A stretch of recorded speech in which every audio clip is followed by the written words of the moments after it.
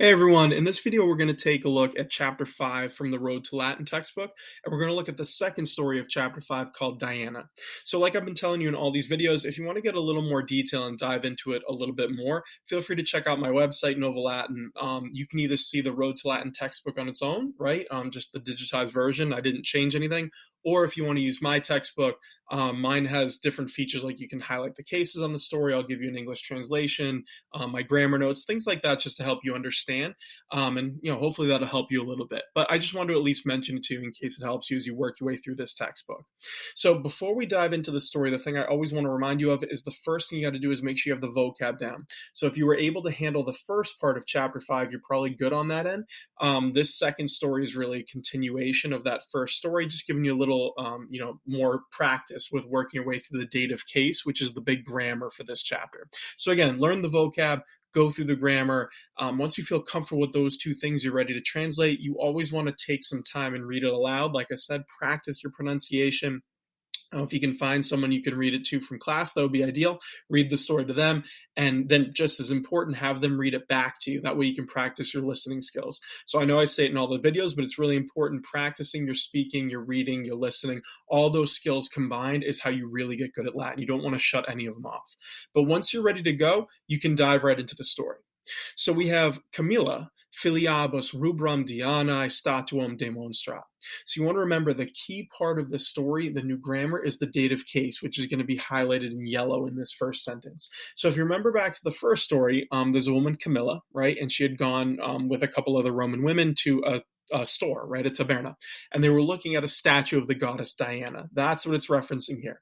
So you have Camilla, right? Remember, she had called her daughters in. She demonstrat, she showed. Remember, when you have verbs of showing, giving, telling, that's usually a red flag that the dative case is going to come in, because usually you show something, right, the accusative case, to someone, which would be the dative case. So here, when you say Camilla demonstrat, she's showing, we need an accusative. What is she showing? It's the rubrum statuum, the red statue.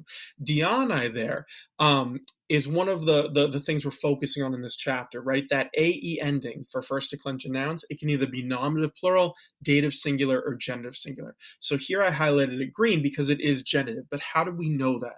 Well, if it was nominative plural, you'd have a plural subject, which doesn't make any sense because there's not two Dianas. First of all, it's talking about the goddess Diana.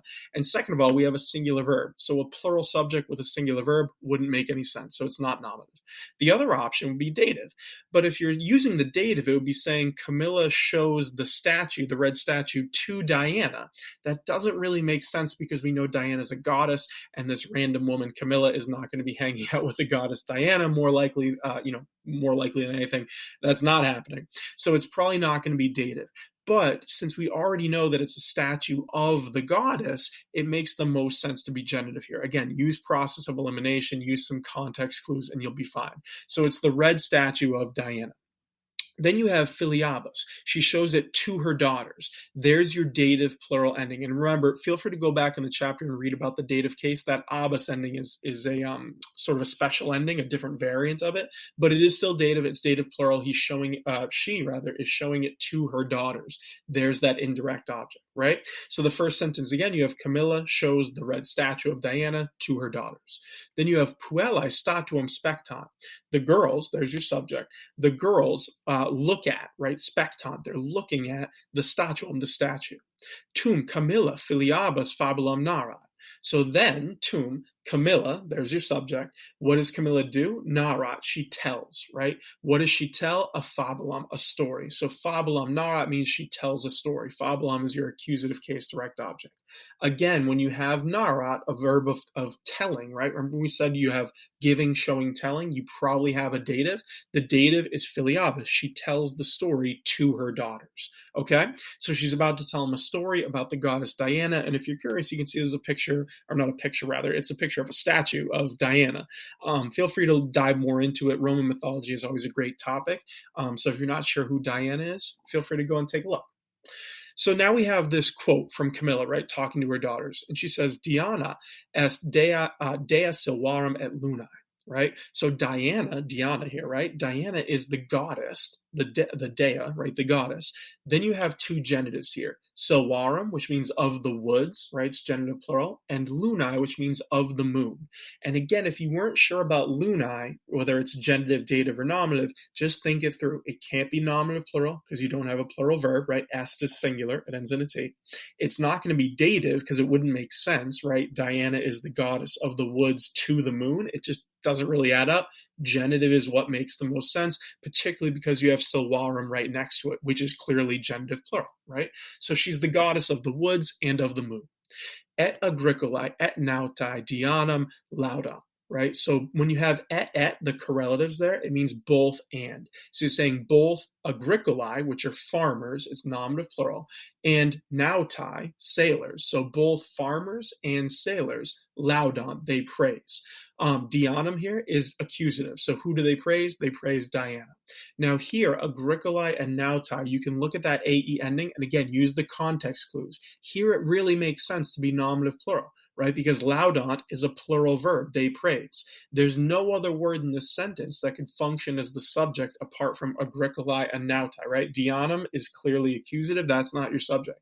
So here it makes sense for that AE ending to be nominative plural, which is kind of why I like these Road to Latin stories, right? They give you those different endings right next to each other. So in other words, the first sentence in this paragraph, you have Lunae, AE, and right after it, you have agricolae et nautae. It's showing you how you can tell the difference between the exact same ending, the AE, just in a different context, right? So both farmers and sailors praise Diana. Why do they do this? It's about to explain it to you. You have agricolae Dianae, corona saipe dant quod dea silvas cura.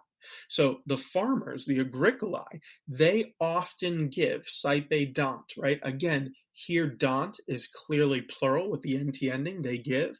Agricolae makes the most sense, right, as being your subject because we were just talking about farmers praising Diana, okay? If you look at the word Diana here, it could technically, be nominative plural, but again, then you'd be saying there's more than one Diana, which just doesn't make any sense. So the only one that fits for being your plural subject is agricolae, right? And it's not going to be genitive because you're not saying the farmers of Diana. That doesn't really make sense. It's a verb of giving, right? Dant, the verb to give. That means there's probably going to be a dative there, right? Giving, telling, showing, always have that dative at least as a possibility. So you're saying the farmers often give. What do they give? Coronas. It's an accusative plural noun, right? The as ending is clearly accusative plural. That's our direct object. It's what they give. They give crowns, right? Coronas. They give crowns to Diana, right? And again, it's probably talking about decorating her statues is really what it means when it says give her crowns. But they often give crowns to Diana because the goddess, Dea, Kurat, takes care of, right? What does she take care of? Silwas, the woods.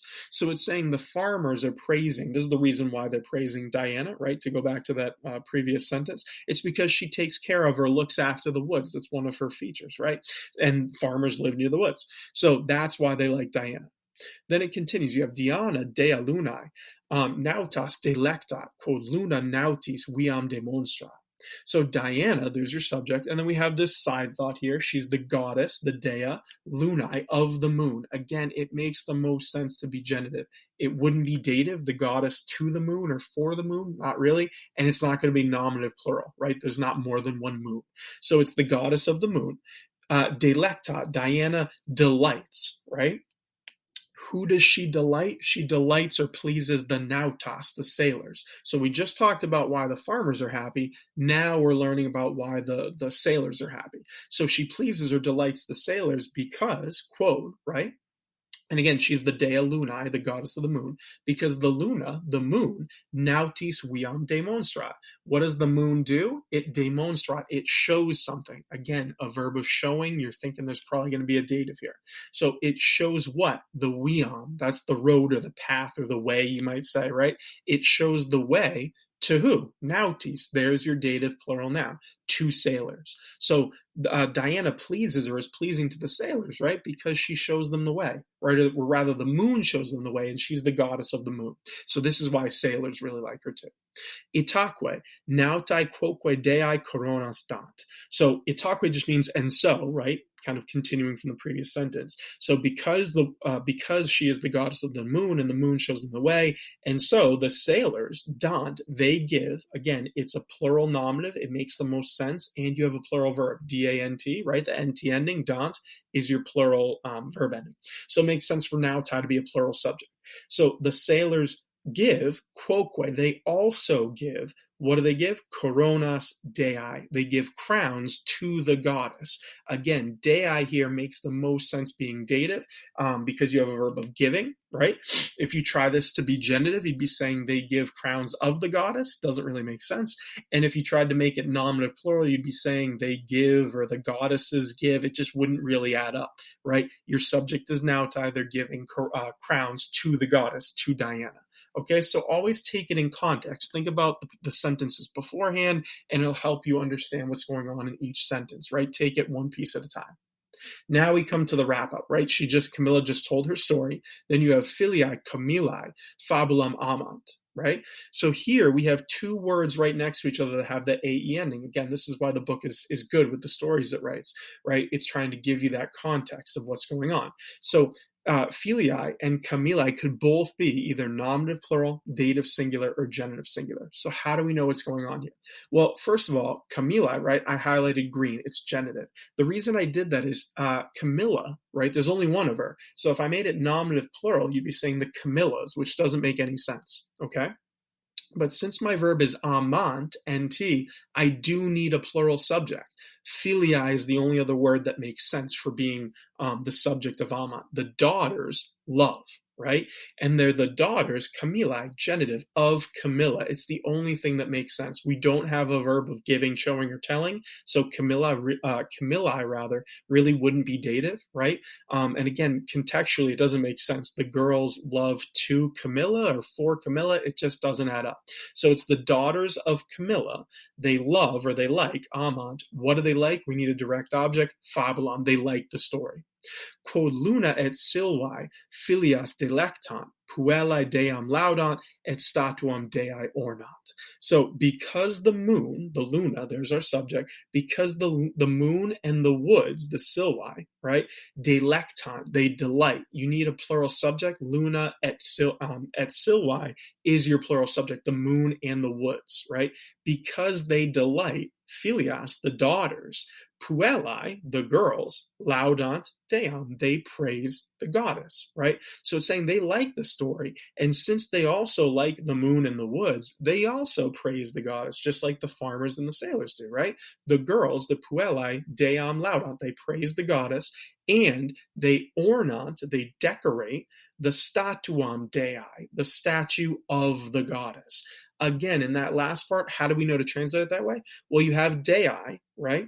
But if you made it nominative plural, the plural subject, you'd be saying the goddesses decorate the statue. They're not going to decorate their own statue. It doesn't make any sense. So it's not nominative plural, right? Puellae still makes the most sense for being our subject. The girls decorate the statue.